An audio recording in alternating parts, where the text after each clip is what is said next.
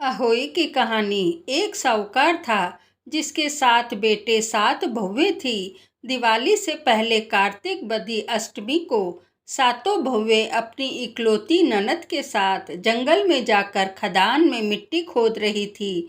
वहां पर शाऊ की मान थी। मिट्टी खोदते समय ननद के हाथ से शाऊ का बच्चा मर गया।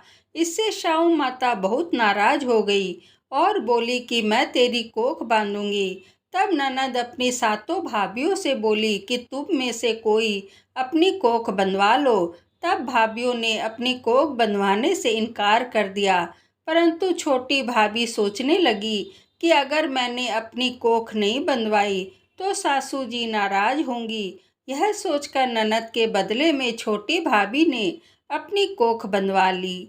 अब इसके बाद उसको जो भी बच्चा होता वह 7 दिन का होकर मर जाता। एक दिन उसने पंडित को बुलाकर पूछा कि मेरी संतान 7वें दिन क्यों मर जाती है।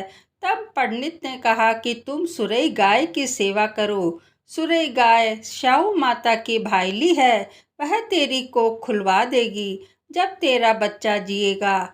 अब वह बहुत जल्दी उठकर चुपचाप सुरई गाय के नीचे साफ सफाई कराती। गाय एक पैर से लंगड़ी थी। गौ माता बोली कि हर रोज उठकर कौन मेरी सेवा कर रहा है, सो आज देखूंगी। गौ माता खूब सवेरे उठी।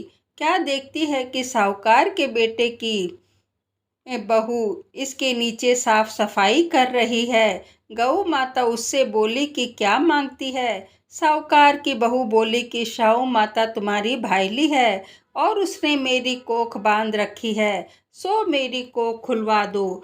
गौ माता ने कहा, अच्छा। अब तो गौ माता समुद्र पार साहूकार की बहू को अपनी भाईली के पास लेकर चली। रास्ते में कड़ी धूप थी, सो वह दोनों एक पेड़ के नीचे बैठ गई। थोड़ी देर में एक सांप आया। उसी पेड़ पर गरुड़ पंखनी का एक बच्चा था। उसको उसने डसने लगा।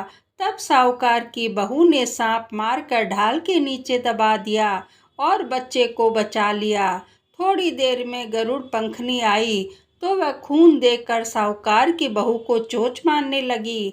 तब साहूकार की बहू बोली, मैंने तेरे बच्चे को नहीं मारा, बल्कि सांप तेरे बच्चे के करीब आया था। मैंने तो उससे तेरे बच्चे की रक्षा की है। यह सुनकर गरुड़ पंखनी बोली कि मांग, तू क्या मांगती है।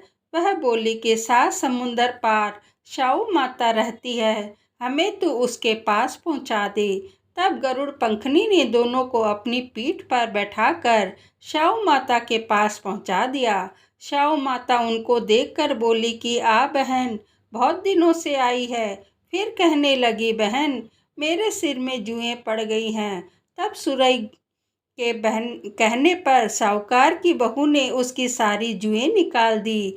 इस पर शाऊ माता प्रसन्न होकर बोली कि तूने मेरे सिर में बहुत सलाई गेरी है, इसलिए तेरे 7 बेटे और 7 बहू होगी। वह बोली, मेरे तो एक भी बेटा नहीं है, 7 बेटे कहाँ से होंगे। शाऊ माता बोली, वचन दिया है, वचन से फिरूं तो धोबी की कांकरी हूँ।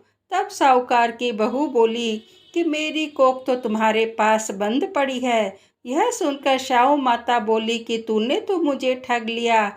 मैं तेरी कोख खोलती तो नहीं थी, पर अब खोलनी पड़ेगी। जा, तेरे घर 7 बेटे 7 बहुएं मिलेंगी।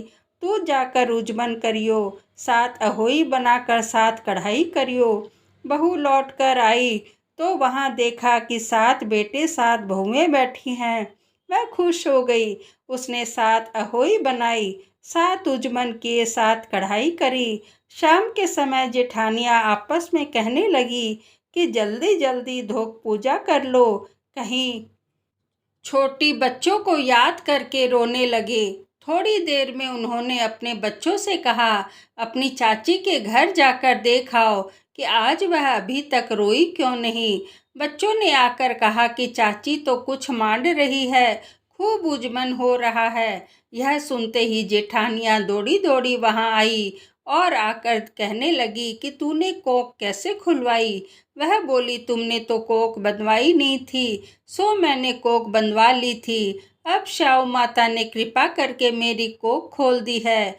हे श्याम माता, जिस प्रकार उस साहूकार की बहू की कोख खोली, उसी प्रकार हमारी भी कोख खोलिएगा। जय श्याम माता की। कहानी अच्छी लगी हो तो चैनल को लाइक, शेयर और सब्सक्राइब करिएगा। धन्यवाद।